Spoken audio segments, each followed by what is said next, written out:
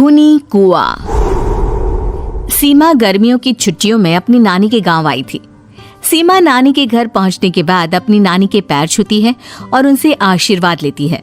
तभी उसकी नानी उससे कहती है, इतनी बड़ी हो गई मेरी सीमा, चल जल्दी से हाथ मुंह धो ले, मैं तेरे लिए खाना लगा देती हूँ। भूख लगी होगी ना? हाँ नानी, भूख तो लग रही है मुझे, आपके हाथ के बने हुए पीले दाल और चावल खाने की। कितना टाइम हो गया है मुझे आपके हाथ का बना हुआ दाल चावल खाए हुए। तू तो नौकरी में व्यस्त थी, तो तुझे कहाँ से टाइम मिलेगा अपनी नानी के लिए? और जब इतने टाइम बाद आई है तो ज्यादा टाइम के लिए रुक कर जाएगी तू। हाँ नानी, इस बार पूरे 2 महीने के लिए आई हूँ। सीमा की नानी अंदर जाकर उसके लिए खाना बनाने लगती है। सीमा कमरे में अकेली होती है, तभी उसे किसी औरत के रोने की आवाज सुनाई देती है। वो कभी खिड़की से बाहर झांकती है तो कभी दरवाजे से बाहर झांकती है। उसे समझ में नहीं आ रहा होता है कि आखिर रो कौन रहा है। तभी नानी खाना लेकर आ जाती है। वो अपनी नानी से कहती है, नानी, कोई औरत रो रही है क्या? मैं जब से यहाँ आई हूँ तब से मुझे यहाँ किसी औरत की रोने की आवाज आ रही है। हे भगवान, कहीं ये वही तो नहीं? बोलो ना नानी। अरे कोई नहीं रो रहा, ये तेरे मन का वहम है। और तू ना अब खाना खा ले, ज्यादा यहाँ वहाँ की बातों में ध्यान मत दिया कर।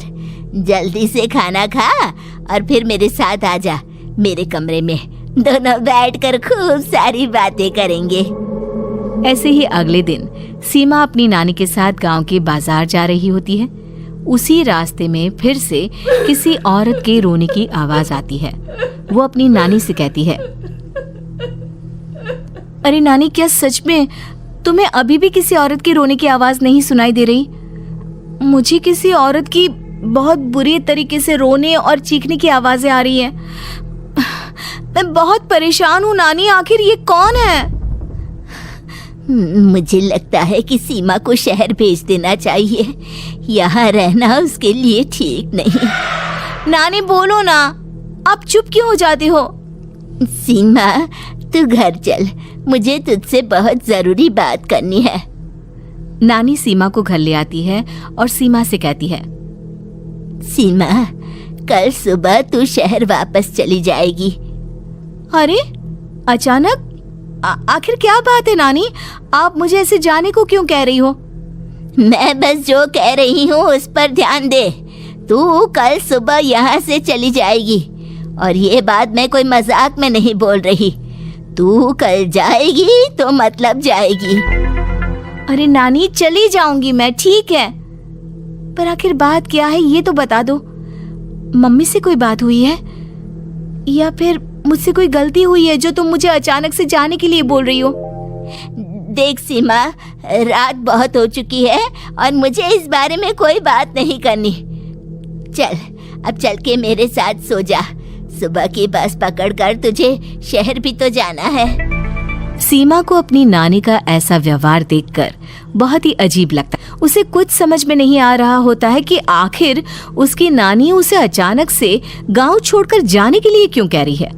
ये सारी बातें सोचते सोचते सीमा की आंख लग जाती है और वो अपनी नानी के साथ सो जाती है। ऐसे ही आधी रात को सीमा को फिर से किसी औरत की रोने की आवाज सुनाई देती है।